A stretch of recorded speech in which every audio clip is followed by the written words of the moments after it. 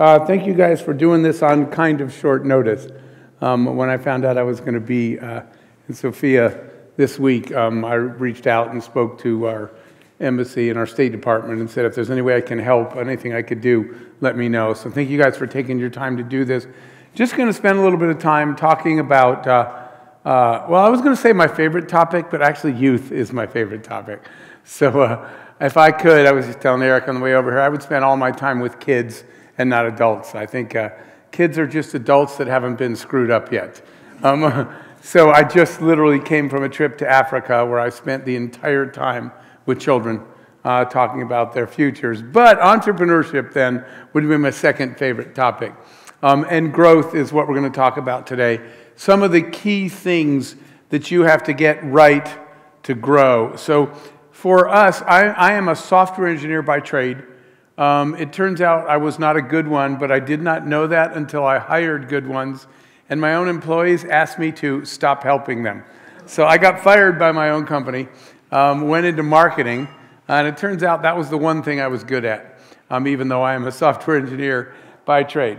Been doing startups my whole life. I had one big corporate job right out of college that didn't work, and I left, and I've been building startups. Just to give you some quick perspective, the very first one I built, when you go to an airport and you check yourself in at a kiosk, you know what I'm talking about?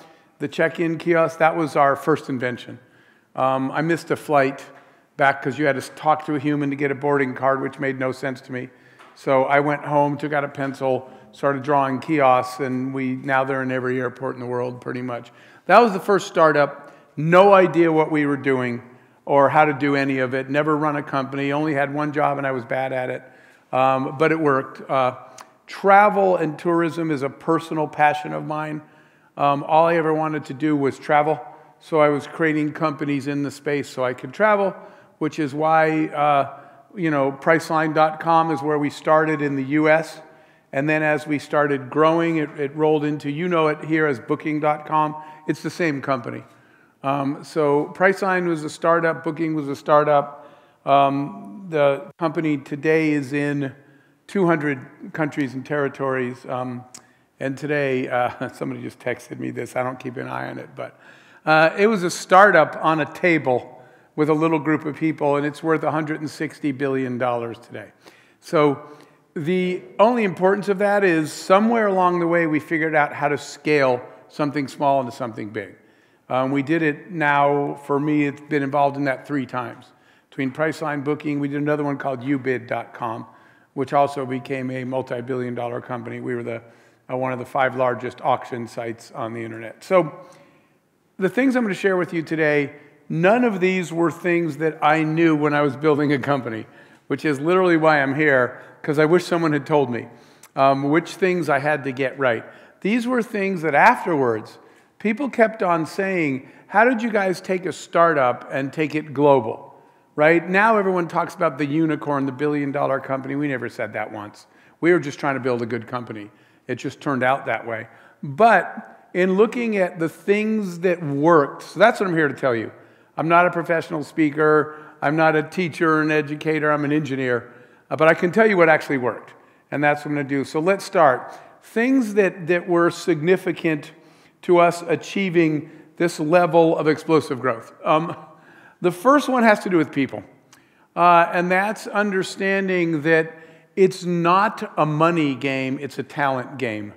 When I ask businesses why they didn't succeed, they tell me they ran out of money. And I always tell them, actually, no, you ran out of ideas. If you had brilliant people, you'd never run out of money because you would solve all of the problems without being dependent on it.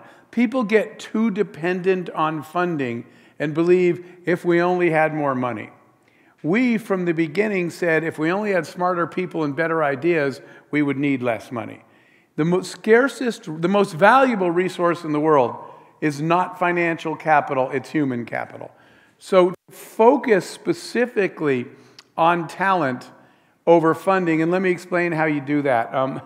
We discovered later that the key to success is rock stars.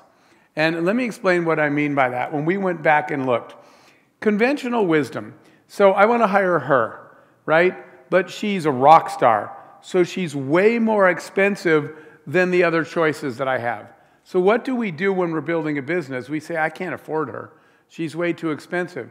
So do you know what businesses do instead? They hire 3 average people with the money. And they think, see, I couldn't afford her, so I spent the money where I could. We never did that. What we did was we said 1 rock star far outperforms 3 average people. So one of the lessons learned is hire less people and spend your money on rock stars. That is not an obvious thing. That takes effort to do. And again, this is what CEOs tell me all the time. I can't afford those people. And so I go and look and I say, so you're just going to hire a bunch of average people? Because that is literally what we wind up doing. The problem is that you cannot build greatness on the backs of average people. It doesn't happen. So rock stars, like I said, hiring less people with the same money. Here's the thing about rock stars. Rock stars don't wander into your office hoping you will hire them. Rock stars don't usually reply to a job posting. Most of the people, when you post a job that reply, are people looking for a job because they lost theirs. Okay? Sometimes you get lucky, but rock stars aren't out looking. So part of what I had to do as a leader was rewrite the CEO job description. My job's not to run the company all the time. My job is to go out of the office and go hunt down rock star people to run the company for me. I don't care how smart you think you are. None of us are as smart as we think we are. And the reason I say that is CEOs, if your business is doing well, which is probably everyone in this room, you have we have this bad habit of thinking we must be pretty smart. I'm doing really well, right? And you're doing a lot of things. You're doing some finance, some marketing, some human resources. You're hiring people. You're talking to the product team. And somehow you think you're good at all those things just because you're the CEO or the owner of the company. It was your idea. That was one of the things we had to get over and understand that every one of us is actually only good at one thing. I have never hired an engineer who did product engineering, then he did all my taxes, then he wrote some legal documents, then he did marketing. Never happens, right? Engineers do engineering, lawyers do legal stuff. Finance people do finance. So why do you think you can do all those things just because you're a CEO? And that's where a lot of leaders go wrong, is not recognizing that you should pick the thing you're good at and then spend the rest of your time finding people smarter than you at everything else. Real leaders don't create followers. Real leaders create other leaders. That's a job description change. When somebody asked me, what do you do? I said, I run a company. What does that mean? And I said to somebody, what do you think it means? Well, you're the one telling everybody what to do. Until one day, I found out that I'm actually only good at marketing, and there's people way smarter than me in every other area. So I started scheduling time that I would have days every month that I would tell my team, don't call me because I won't be here Friday. I'm going out talent hunting. I'm not in the office. I'm not running the company. I'm out there trying to find this rock star. And I'm out there trying to take care of these rock stars, right? It wound up being inverted into kind of a servant leadership, right? An inverted pyramid. I don't like it when people say I work for Jeff because I work for them.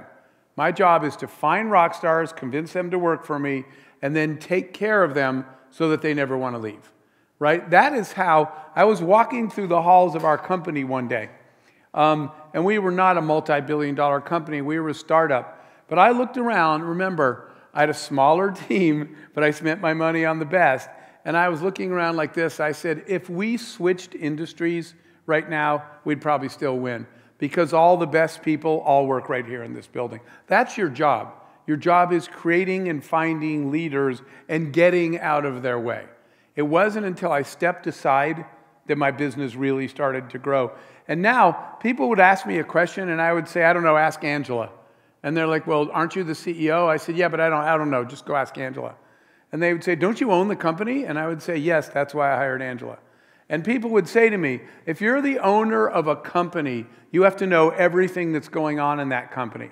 And I believed that at one point. I'm an engineer, so I went to the bookstore and I bought a book called Finance and Accounting for Non-Financial People.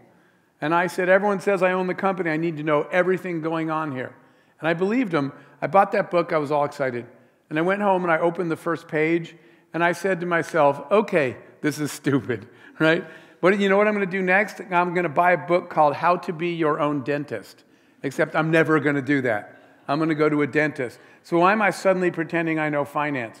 There are finance people that do that. I need to find them and take care of them. So that's the first thing. Focus on rock stars. By the way, I can't tell you, I just gave this speech to a bunch of CEOs in the U.S., and at break, a bunch of them were going like this, and I said, what? And they said, we're talking about our teams, and we don't have any rock stars. They said, we have lots of average people, and we don't have rock stars. We're going to have to make changes when we get home. I'm just telling you, if you're expecting average people to deliver greatness, it ain't going to happen. So I want you to be honest with yourself and look at your team and say, how many absolute rock stars do I have? And if you don't have a lot, you need to start changing the makeup of your company. That's why we kept winning. Second, I want to talk about, here's the phrase I always tell people, which is win a gold medal at one thing. And what I mean by that is I run into too many business owners who are trying to be the one-stop shop. We have everything my customer needs. We provide every product that they want. But I'm going to tell you something. I started studying like 20 years ago. I started wondering, the companies that became these multi-billion-dollar unicorns, right? If that's not your goal, you don't have to listen to anything I'm saying. But if you're trying to achieve massive growth, explosive growth, then my question was, what did the people that achieved that do that other people weren't? And I started to notice something fast, and I'll tell you the story via where I learned it, which was in the early internet days, there were only a few of us when we first started, right? And so I used to talk to these two guys, Jeff and Pierre. They built this thing called eBay. There was this other guy named Jeff. He was building this thing called Amazon, right? We used to talk all the time.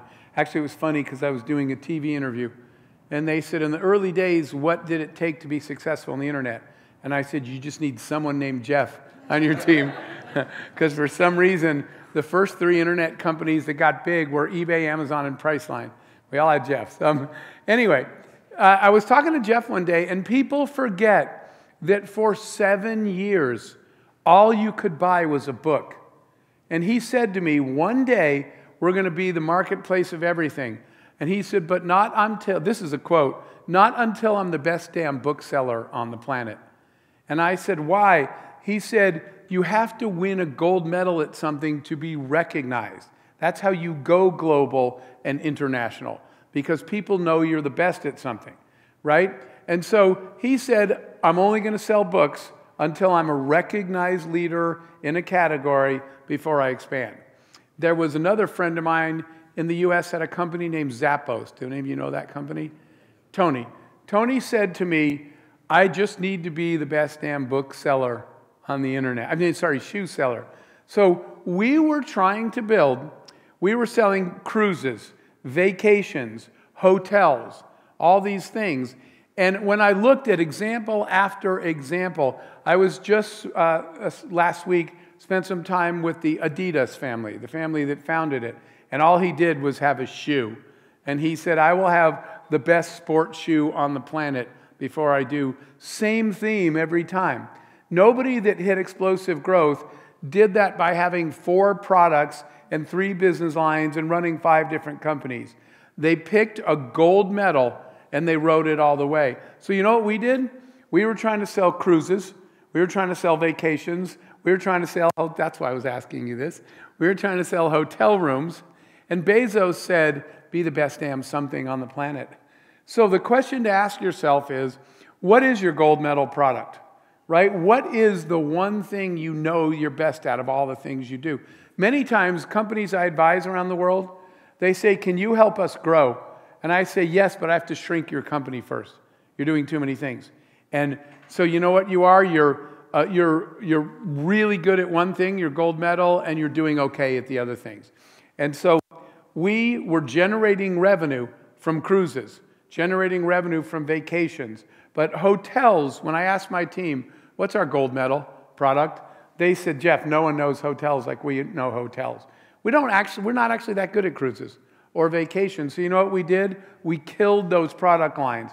We took all my people, all the people that were doing all those things, we put them all in hotels. We took all our marketing dollars away from cruises and vacations, and we put them all on hotels. That includes your mental time, right? Your brain cycles. All we did was hotels every single day. So it might be counterintuitive.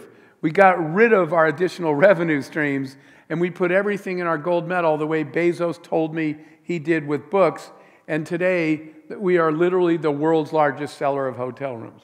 And we only have one product. What Bezos did when he got big was then he started selling you, I sold you a book, but now I'm going to sell you 10 other things, the jacket you're wearing, the shoes you're wearing.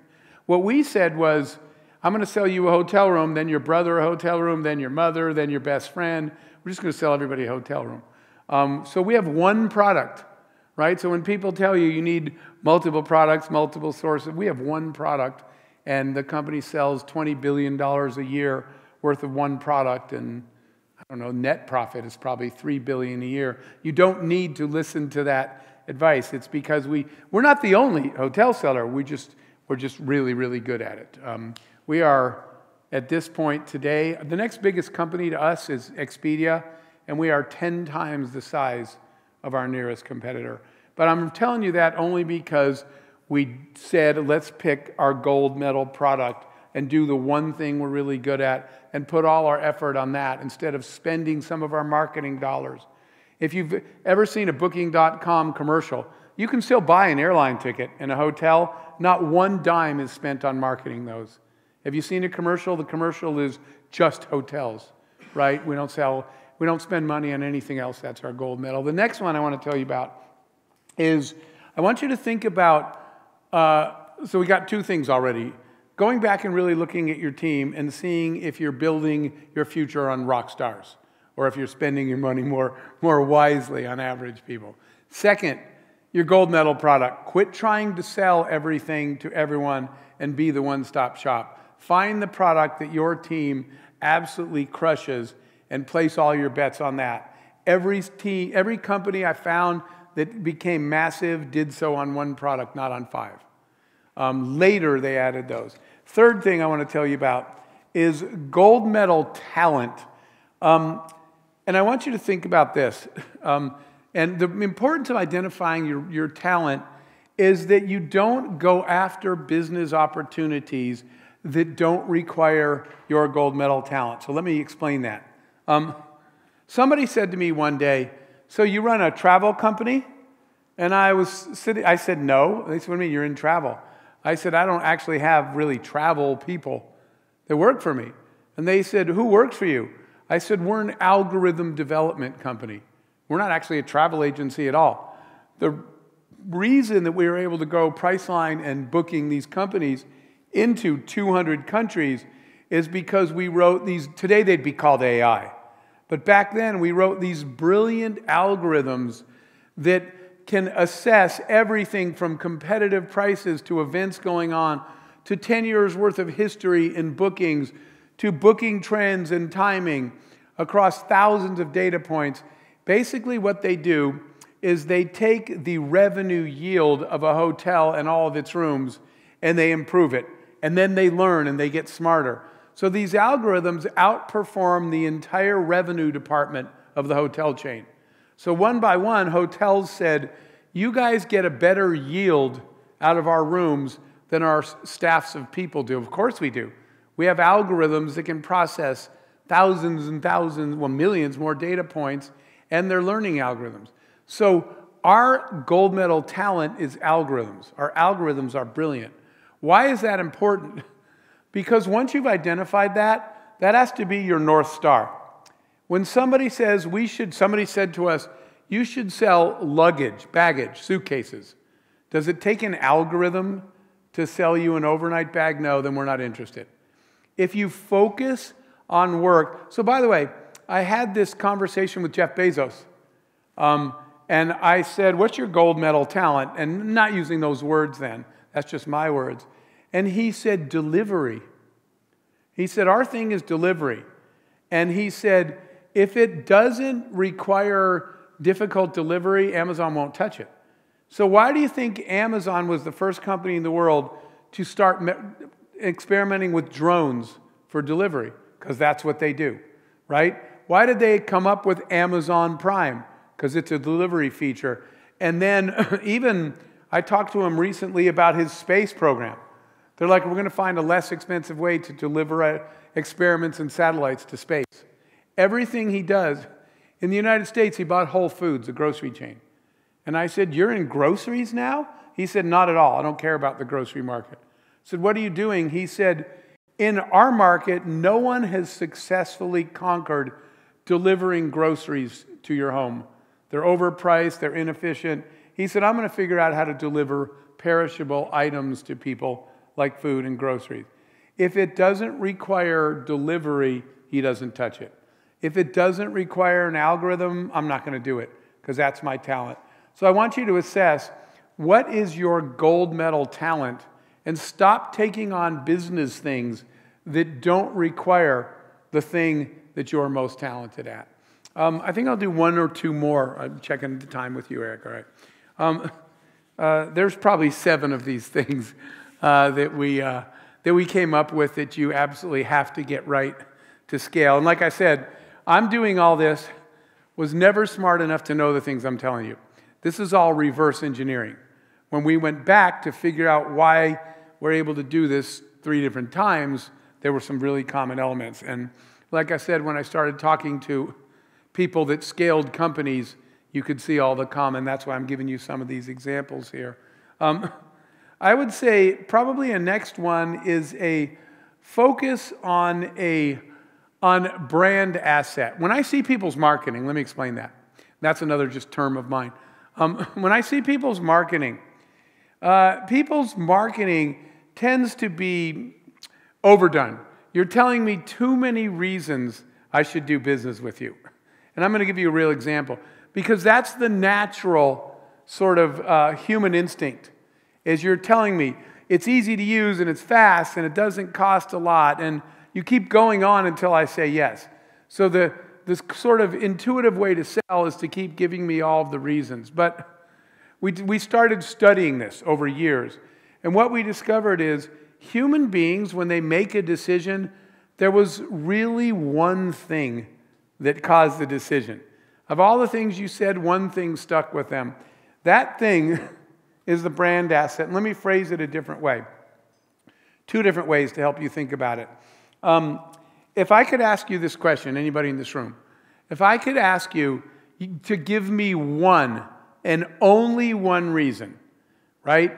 All the things you can tell me about, we're fast and we're this and we're that. If you could give me only one reason to do business with your company, what would it be? That answer, and I'll tell you how to get it, is your brand asset. It's the single most important reason. So I'm going to give you some homework. I always tell people that I want you to send a message to 10 customers, not people that already do business with you, that already bought your product. And I want you to ask them this question. What is the single, they can only give you one, what is the one real reason you do business with me, that you bought my product? And when we do this, if you do 10 people, 8 out of 10 people will tell you the same thing. And 9 out of 10 times, when I look at your marketing, you weren't even marketing that. It was on page 3. So let me give you an example. There was a manufacturing company that came to me. And they make TV mounts. I don't think there's one in here, but it's the metal mount that mounts a monitor, a TV on the wall. That's what he does for a living. He sells them on the internet, going slow. He's trying to get into Walmart and Target in the United States, the big retailers. Walmart says, we already have a bunch of those mounts, we're not interested. Target says, we'll give you a test run. You can put them in a bunch of stores. So he puts them in stores, months go by, and he calls me. He says, my TV mount, my wall mount is in Target, but my sales didn't go up. I thought my whole life was going to be amazing now. And he said, I wonder why. And I said, let me see your marketing. And his marketing said that his TV mount, his wall frame, is easy to assemble, it's lightweight, it folds up when you're not using it, it's competitively priced. This is how we sell. You give me all the reasons. and it's made out of the same steel as aircraft are made. So that's what the website and the marketing said. And I said, come with me. He couldn't call 10 customers because they're Target's customers. So I said, we're going to spend the day in Target. So I changed clothes and we went to the store. And I stood in the store for hours. And every time I pretended I was shopping. Every time somebody picked his product, okay, I said, oh, I'm looking for a mount for my TV too. Why did you pick that one? And they held up the package.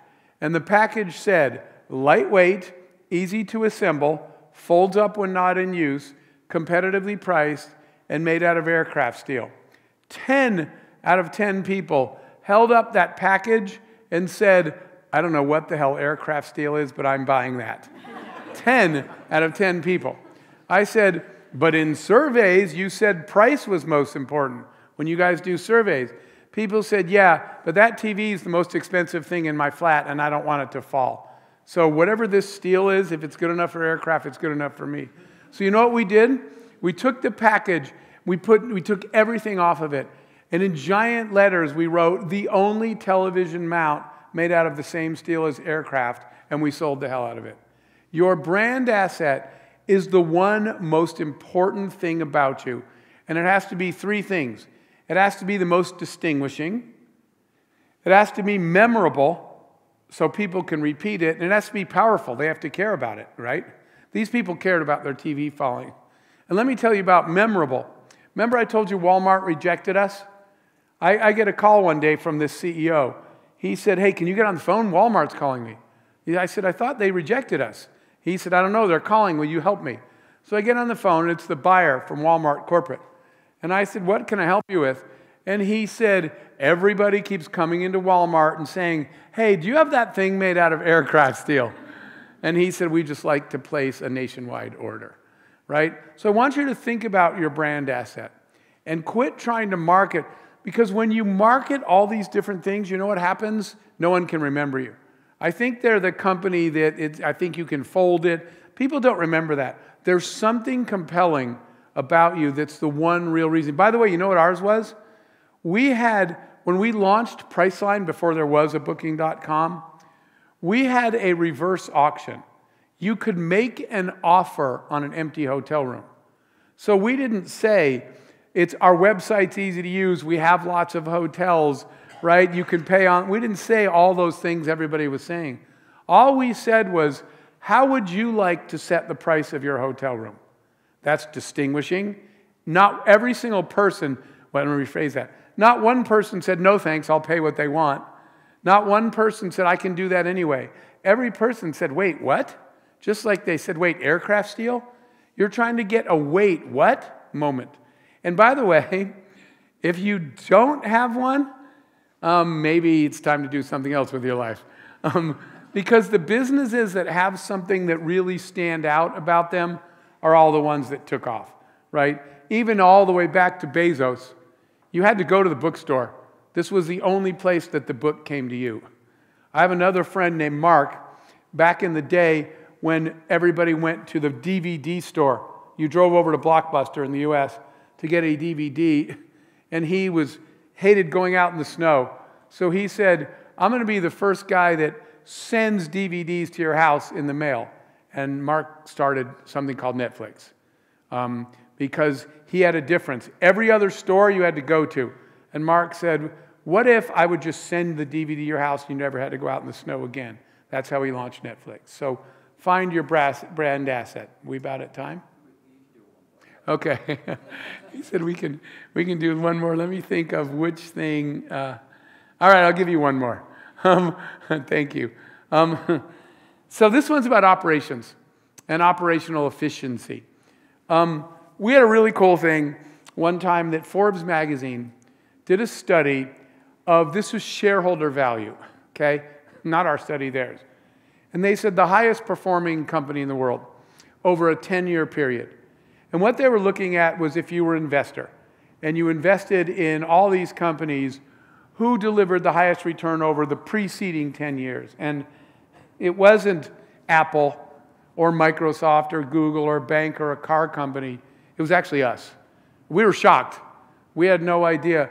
We had the highest, 10 years is 40 quarters. And we had 40 straight profitable quarters and pretty much increasing profits. And I'll tell you why I'm explaining that. The person that texted me while I was walking in here, because he's a shareholder, our stock then was like $160 a share. And because we kept delivering profits, it went to 200 a share, 300 a share, 400 a share. The stock has continued to climb quarter over quarter.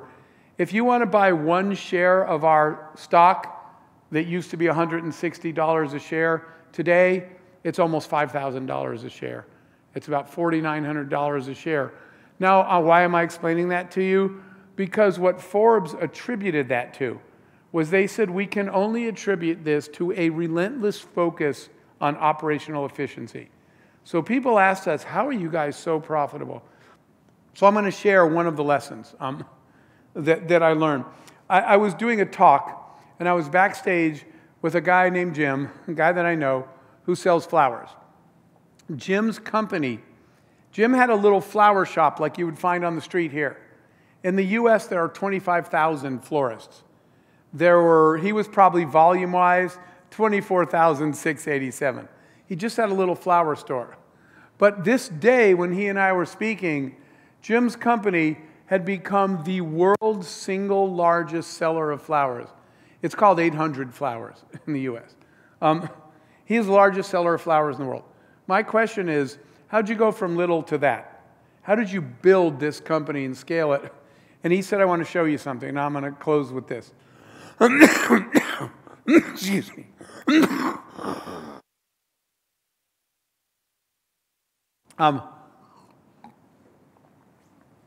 So Jim said, Jeff, come to my company. I want to show you something. So I went to his office, and we're walking down the hall. All over the walls of Jim's office, it says, sell more flowers. The fundamental reason you come into this office every day is written on the walls. You can already tell I'm challenging you to do that where you work.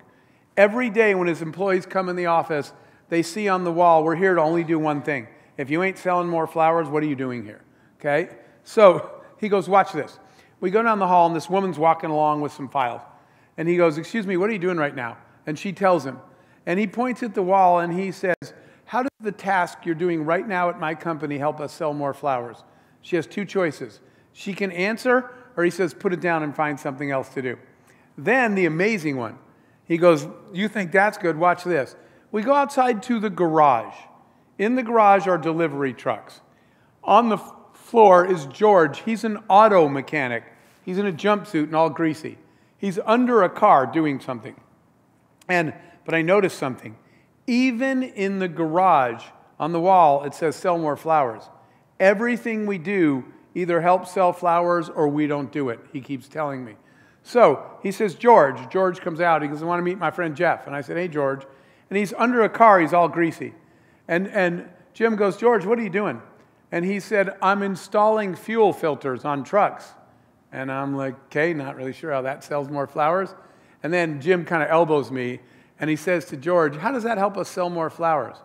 And George says, I was sitting in the garage looking at the wall, wondering how I could help sell more flowers, and I got an idea.